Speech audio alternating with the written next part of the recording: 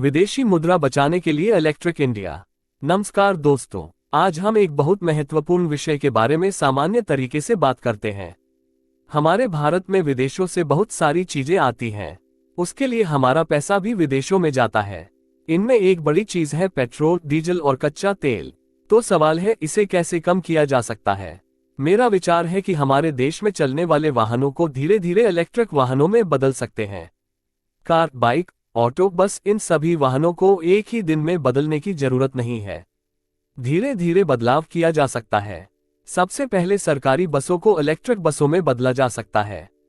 उसके बाद auto, bike और कारों को भी धीरे धीरे इलेक्ट्रिक में बदला जा सकता है।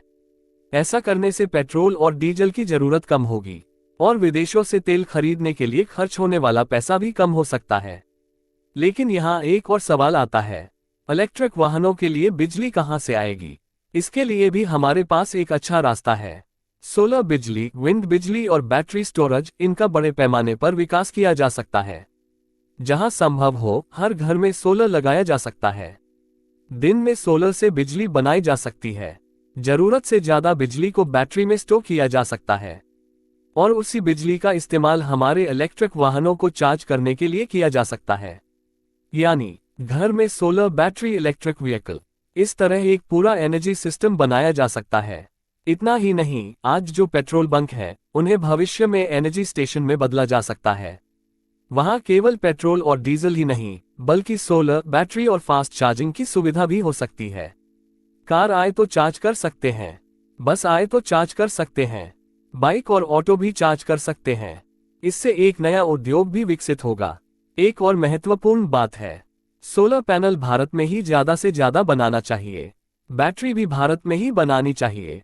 इलेक्ट्रिक मोटर, चार्जर, इन्वर्टर और कंट्रोलर जैसे सामान भी भारत में ही बनाने चाहिए।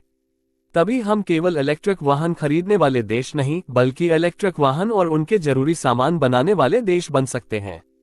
इससे कारखाने बढ़ेंगे, रोजगार बढ़ेगा, नए उद्योग पैदा होंगे। पेट्रोल पंप पर काम करने वाले लोगों को भी भविष्य में एफ चार्जिंग स्टेशन के काम के लिए ट्रेनिंग दी जा सकती है। ऑटो मैकेनिक भी इलेक्ट्रिक व्हीकल टेक्नीशियन बन सकते हैं। यानी पुराने रोजगारों को अचानक खत्म करने के बजाय लोगों को नए रोजगारों के लिए तैयार किया जा सकता है। एक और बड़ी सोच है, हमारी भारतीय कंपनियां केवल भारत में ही सोलर और विंड प्रोजेक्ट न बनाएं। वे साउथ अफ्रीका, ब्राजील और दूसरे देशों में भी जाकर वहां सोलर और विंड पावर प्लांट लगा सकती हैं। वहां बिजली पैदा करके उसी देश में बेच सकती हैं। इससे भारतीय कंपनियों को विदेशी मुद्रा में आमदनी भी हो सकती है। यानी हमें विदेशों से तेल खरीदने के लिए खर्च होने वाला पैसा कम करना चाहिए और दूसरी तरफ हमारी कंपनियां विदेशों में एनर्जी का कारोबार करके पैसा कमाएं। यही एक बड़ा बदलाव हो सकता है। लेकिन पेट्रोलियम पूरी तरह खत्म हो जाएगा, ऐसा कहना सही नहीं है। विमान, केमिकल इंडस्ट्री और कुछ दूसरे उद्योगों में पेट्रोलियम की जरूरत आगे भी रह सकती है।